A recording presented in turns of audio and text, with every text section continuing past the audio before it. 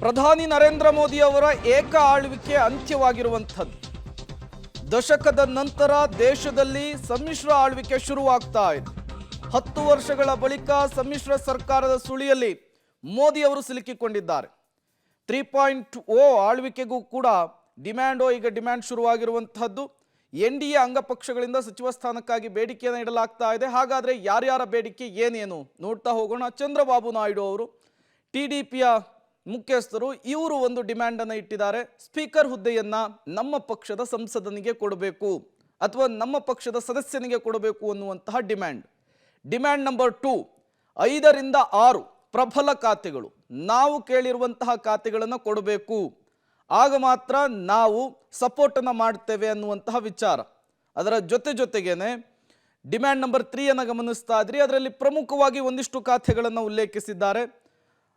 ಗ್ರಾಮೀಣಾಭಿವೃದ್ಧಿ ಮತ್ತು ಆರೋಗ್ಯ ಇಲಾಖೆ ಸೇರಿದಂತೆ ಒಟ್ಟು 3 ರಿಂದ 4 ಖಾತೆಗಳು ಬೇಕು ಅಂಥೇಳಿ ಡಿಮ್ಯಾಂಡ್ ಇಟ್ಟಿರುವಂತಹದ್ದು. IT-BT ಭೂ ಸಾರಿಗೆ ಖಾತೆಯನ್ನು ಕೂಡ ನಮ್ಮ ಪಕ್ಷದ ಸಂಸದರಿಗೆ ನೀವು ಮೀಸಲಿಡಬೇಕು ಅನ್ನುವಂತಹ ಡಿಮ್ಯಾಂಡ್ ಅನ್ನು ಕೂಡ ಚಂದ್ರಬಾಬು ನಾಯ್ಡು ಅವರು ಇಟ್ಟಿರುವಂತಹದ್ದು ಬಿಜೆಪಿಯ ನಾಯಕರುಗಳ ಮುಂದೆ. ಇನ್ನು ನಿತೀಶ್ ಕುಮಾರ್ ಅವರ ಡಿಮ್ಯಾಂಡ್ ಏನು? JDUನ ಡಿಮ್ಯಾಂಡ್ ಈ ರೀತಿ ಇದೆ. ಬಿಹಾರಕ್ಕೆ ವಿಶೇಷ ಸ್ಥಾನಮಾನವನ್ನು ನೀವು ಕಲ್ಪಿಸಬೇಕು ಅಂತೇಳಿ ಮೊದಲ ಡಿಮ್ಯಾಂಡ್ ಅನ್ನು ಬಿಜೆಪಿಯ ವರಿಷ್ಠರ ಮುಂದೆ ನಿತೀಶ್ ಕುಮಾರ್ ಅವರು ಇಟ್ಟಿರುವಂಥದ್ದು. ಅದರ ಜೊತೆಗೇನೆ ಸಾಮಾನ್ಯ ಕನಿಷ್ಠ ಕಾರ್ಯಕ್ರಮಗಳನ್ನು ನಮ್ಮ ರಾಜ್ಯಕ್ಕೆ ಅಂತಲೇ ನೀವು ವಿಶೇಷವಾಗಿ ರೂಪಿಸಬೇಕು ಅನ್ನುವಂತಹ ಡಿಮ್ಯಾಂಡ್ ಅನ್ನ ಈಗ ನಿತೀಶ್ ಕುಮಾರ್ ಅವರು ಇಟ್ಟಿರುವಂಥದ್ದು. ಅದರ ಜೊತೆಗೇನೆ ಈ ರೀತಿಯ ಹಲವು ಡಿಮ್ಯಾಂಡ್ಗಳನ್ನು ಮುಂದಿಟ್ಟಿದ್ದಾರೆ. ರೈಲ್ವೆ ಖಾತೆಯನ್ನ ನಮ್ಮ ಪಕ್ಷದ ಸಂಸದನಿಗೆ ಕೊಡಬೇಕು ಅನ್ನುವಂತಹ ಡಿಮ್ಯಾಂಡ್ ಅನ್ನು ಕೂಡ ನಿತೀಶ್ ಕುಮಾರ್ ಅವರು ಬಿಜೆಪಿಯ ವರಿಷ್ಠರ ಮುಂದಿಟ್ಟಿದ್ದಾರೆ. ಸಹಜವಾಗಿ ಈಗ ಮೈತ್ರಿಯ ಸುಳಿಯಲ್ಲಿ NDA ಮೈತ್ರಿಕೂಟ ಇರುವಂಥದ್ದು, ಪ್ರಧಾನಿ ನರೇಂದ್ರ ಮೋದಿ ಅವರು ಇರುವಂಥದ್ದು. ಈ ಸಂದರ್ಭದಲ್ಲಿ ಅವರಿಗೆ ಈ ರೀತಿಯ ಡಿಮ್ಯಾಂಡ್ಗಳನ್ನು ಇಡುವಂತಹದ್ದು ಸಾಮಾನ್ಯ. ಇನ್ನು ಏಕನಾಥ್ ಶಿಂದೆ ಬಣದ ಡಿಮ್ಯಾಂಡ್ ಈ ರೀತಿ ಇದೆ. ಡಿಮ್ಯಾಂಡ್ ನಂಬರ್ 1, 2 ಸಚಿವ ಸ್ಥಾನವನ್ನ ಏಕನಾಥ್ ಶಿಂದೆ ಬಣಕ್ಕೆ ನೀವು ಮೀಸಲಿಡಬೇಕು, ಶಿವಸೇನೆಯ ಏಕನಾಥ್ ಶಿಂದೆ ಬಣಕ್ಕೇನೆ ಮೀಸಲಿಡಬೇಕು ಅನ್ನುವಂತಹ ಡಿಮ್ಯಾಂಡ್ ಅನ್ನು ಇಟ್ಟಿದ್ದಾರೆ. ಅದರ ಜೊತೆಗೆ ಒಂದು ಕ್ಯಾಬಿನೆಟ್ ದರ್ಜೆಯ ಸ್ಥಾನಮಾನವನ್ನು ಕೂಡ ಕೊಡಬೇಕು ಅನ್ನುವಂತಹ ಒಂದು ಬೇಡಿಕೆಯನ್ನು ಇಟ್ಟಿರುವಂತಹದ್ದು.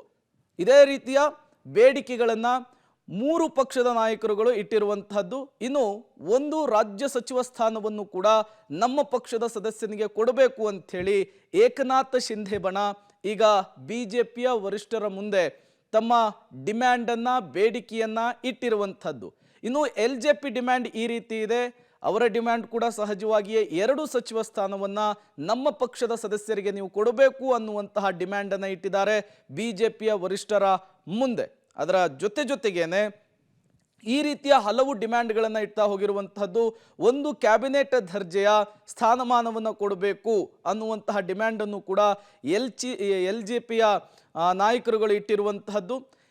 ಸಹಜವಾಗಿಯೇ ಮೈತ್ರಿ ಆಗಿರೋದ್ರಿಂದ ಬಿಜೆಪಿಗೆ ಸ್ಪಷ್ಟ ಬಹುಮತ ಬರದೇ ಇರುವ ಹಿನ್ನೆಲೆಯಲ್ಲಿ ಈ ರೀತಿಯ ಡಿಮ್ಯಾಂಡ್ಗಳನ್ನು ಇಡುವಂತಹದ್ದು. ಇದರಲ್ಲಿ ಬಿಜೆಪಿಯ ವರಿಷ್ಠರು ಏನೆಲ್ಲ ಗೇಮ್ ಪ್ಲಾನ್ ಮಾಡ್ತಾರೆ ಅನ್ನೋದು ಕೂಡ ಕುತೂಹಲ ಕಾರಣವಾಗ್ತಾ ಇದೆ. ಮತ್ತಷ್ಟು ಡೀಟೇಲ್ಸ್ ಅನ್ನು ಕೊಡ್ತಾರೆ ನಮ್ಮ ದೆಹಲಿಯ ಪ್ರತಿನಿಧಿ ಶಬ್ಬೀರ್.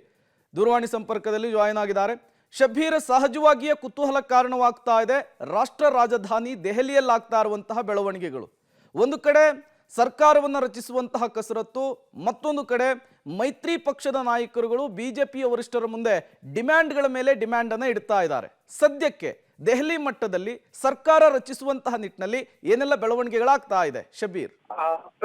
ಪ್ರಧಾನಮಂತ್ರಿ ನರೇಂದ್ರ ಮೋದಿ ಅವರ ನಿವಾಸದಲ್ಲಿ ಈಗ ಸಭೆ ಆರಂಭ ಆಗಿದೆ. ಸಭೆಗೆ NDA ಒಕ್ಕೂಟದ ನಾಯಕರು ಕೂಡ ಬಂದಿದ್ದಾರೆ. ಮುಖ್ಯವಾಗಿ TDPಯ ಮುಖ್ಯಸ್ಥ ಚಂದ್ರಬಾಬು ನಾಯ್ಡು ಆಗಿರ್ಬೋದು, JDU ಅಧ್ಯಕ್ಷ ನಿತೀಶ್ ಕುಮಾರ್ ಅವರಾಗಿರ್ಬೋದು, ಜೊತೆಗೆ ಅಜಿತ್ ಪವಾರ್, ಈ ರೀತಿ ಬೇರೆ ಎಲ್ಲಾ ನಾಯಕರುಗಳು ಕೂಡ ಈಗ ಸಭೆಯಲ್ಲಿ ಭಾಗಿಯಾಗ್ತಾ ಇರುವಂತದ್ದು. ಮುಖ್ಯವಾಗಿ ಸರ್ಕಾರ ರಚನೆಗೆ ಸಂಬಂಧಪಟ್ಟಂತೆ ಮಾತುಕತೆಗಳು ಕೂಡ ನಡೀತಾ ಇರುವಂತದ್ದು. ಯಾವತ್ತು ಪ್ರಮಾಣ ವಚನ ಸ್ವೀಕಾರ ಮಾಡಬೇಕು ಅನ್ನುವಂತ ವಿಚಾರಕ್ಕೆ ಸಂಬಂಧಪಟ್ಟಂತೆ ಈಗ ಚರ್ಚೆಗಳು ನಡೀತಾ ಇದಾವೆ. ಇದರ ಜೊತೆಗೆ ಸರ್ಕಾರ ರಚನೆ ಹೇಗಿರ್ಬೇಕು ಅನ್ನುವಂಥದ್ರ ಬಗ್ಗೆ ಕೂಡ ಈಗ ಚರ್ಚೆಗಳು ನಡೀತಾ ಇರುವಂತದ್ದು. ಮುಖ್ಯವಾಗಿ ಈ ಬಾರಿ ಏನು ಬಿಜೆಪಿಗೆ ಬಹುಮತ ಬರದೇ ಇರುವಂತಹ ಹಿನ್ನೆಲೆಯಲ್ಲಿ NDA ಒಕ್ಕೂಟದಲ್ಲಿರುವಂತಹ ಮಿತ್ರ ಪಕ್ಷಗಳು ಹೆಚ್ಚಿನ ಬಾರ್ಗೇನ್ ಅನ್ನ ಮಾಡ್ತಾ ಇರುವಂತದ್ದು ಕೂಡ ನಮಗೆ ಕಂಡು ಬರ್ತಾ ಇರುವಂತದ್ದು.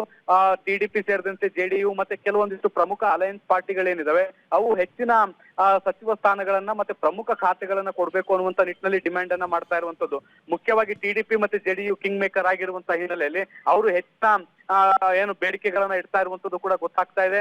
ಕನಿಷ್ಠ 6 ಸಚಿವ ಸ್ಥಾನಗಳ ಜೊತೆಗೆ ಒಂದು ಸ್ಪೀಕರ್ ಸ್ಥಾನವನ್ನ ಕೊಡ್ಬೇಕು ಅಂತ ಟಿಡಿಪಿ ಡಿಮ್ಯಾಂಡ್ ಮಾಡಿರುವಂತದ್ದು. ಇನ್ನು 3 ಸಚಿವ ಸ್ಥಾನಗಳು ಕೊಡ್ಬೇಕು ಅನ್ನುವಂತ ನಿಟ್ಟಿನಲ್ಲಿ ಜೆಡಿಯು ಕೂಡ ಮನವಿ ಮಾಡಿದೆ ಅನ್ನುವಂತ ನಿಟ್ಟಿನಲ್ಲಿ ಮಾಹಿತಿಗಳು ಬರ್ತಾ ಇದಾವೆ. ಇದ್ರ ಜೊತೆಗೆ ಇನ್ನೊಂದಿಷ್ಟು ಕೆಲವು ಮಿತ್ರ ಪಕ್ಷಗಳಿದಾವೆ. 1-2 ಸಚಿವ ಸ್ಥಾನಗಳನ್ನ ಕೇಳುವಂತಹ ಕೆಲಸವನ್ನ ಕೂಡ ಮಾಡ್ತಾ ಇರುವಂತದ್ದು. ಈ ಎಲ್ಲಾ ಪಕ್ಷಗಳ ನಾಯಕರನ್ನ ವಿಶ್ವಾಸಕ್ಕೆ ತೆಗೆದುಕೊಳ್ಳುವ ಮೂಲಕ ಈಗ ಸರ್ಕಾರ ರಚನೆ ಮಾಡುವಂತ ಸವಾಲು ಈಗ ಪ್ರಧಾನಮಂತ್ರಿ ನರೇಂದ್ರ ಮೋದಿ ಅವರ ಮುಂದೆ ಇರುವಂತದ್ದು. ಹೀಗಾಗಿ ಅವರು ಈ ಒಂದು ಪರಿಸ್ಥಿತಿಯನ್ನ ಹೇಗೆ ನಿಭಾಯಿಸ್ತಾರೆ ಮತ್ತೆ ಸರ್ಕಾರ ರಚನೆಗೆ ಹೇಗೆ ಸಜ್ಜಾಗ್ತಾರೆ ಅನ್ನುವಂಥದ್ದು ಈಗ ಇರುವಂತ ಕುತೂಹಲ. ಈ ಮೀಟಿಂಗ್ ನಲ್ಲಿ ಎಲ್ಲವೂ ಕೂಡ ಚರ್ಚೆಯಾಗಿ ಒಂದು ಅಂತಿಮವಾದಂತಹ ನಿರ್ಧಾರಕ್ಕೆ ಬರಲಾಗುತ್ತೆ. ಅದಾದ ಬಳಿಕ ಬಹುತೇಕ 8ನೇ ತಾರೀಕು ಸಂಜೆ ನರೇಂದ್ರ ಮೋದಿ ಅವರು 3ನೇ ಬಾರಿಗೆ ಪ್ರಧಾನಮಂತ್ರಿಯಾಗಿ ಪ್ರಮಾಣ ವಚನ ಸ್ವೀಕರಿಸ್ತಾರೆ ಅನ್ನುವಂತ ಮಾಹಿತಿಗಳಿದಾವೆ. ಒಮ್ಮೆ ಮೀಟಿಂಗ್ ಅಂತಿಮ ಆದ ಬಳಿಕ ಯಾರ ಡಿಮ್ಯಾಂಡ್ ಏನು ಅನ್ನುವಂಥದ್ದು ಅಧಿಕೃತವಾಗಿ ಸ್ಪಷ್ಟ ಆಗುತ್ತೆ. ಪ್ರೇಮ್. ಶಬೀರ್, ಮೋದಿ ಅವರ ನಿವಾಸದಲ್ಲಿ ಒಂದು ನಿರ್ಣಾಯಕ ಮಹತ್ವದ ಸಭೆ ನಡೀತಾ ಇದೆ. ಈ ಮಹತ್ವದ ಸಭೆಯ ನಂತರ ಪ್ರಧಾನಿ ಆಯ್ಕೆಯ ವಿಚಾರಕ್ಕೆ ಒಂದು ಅಧಿಕೃತವಾಗಿ ಒಂದು ಕನ್ಫರ್ಮೇಶನ್ ಮೆಸೇಜ್ ಅನ್ನ ಮೈತ್ರಿ ನಾಯಕರು ಕೊಡಬಹುದಾ ಮಾಧ್ಯಮಗಳ ಮುಂದೆ ಬಂದು ಅಂತ?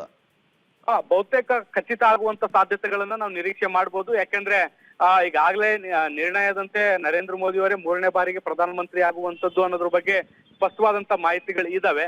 ಆದ್ರೆ ಅದಾಗಿಯೂ ಕೂಡ ಒಂದು ಖಚಿತತೆ ಬೇಕಾಗುತ್ತೆ. ಈ ಸಭೆಯ ಬಳಿಕ ಎಲ್ಲಾ ನಾಯಕರು ಕೂಡ ಯಾವುದೇ ರೀತಿಯಾದಂತ ಭಿನ್ನಾಭಿಪ್ರಾಯಗಳು ಇಲ್ಲದೆ ನರೇಂದ್ರ ಮೋದಿ ಅವರ ನಾಯಕತ್ವವನ್ನ ಒಪ್ಕೊಳ್ತಾರ ಅನ್ನುವಂಥದ್ದನ್ನ ಕೂಡ ಕಾದ್ ನೋಡ್ಬೇಕು.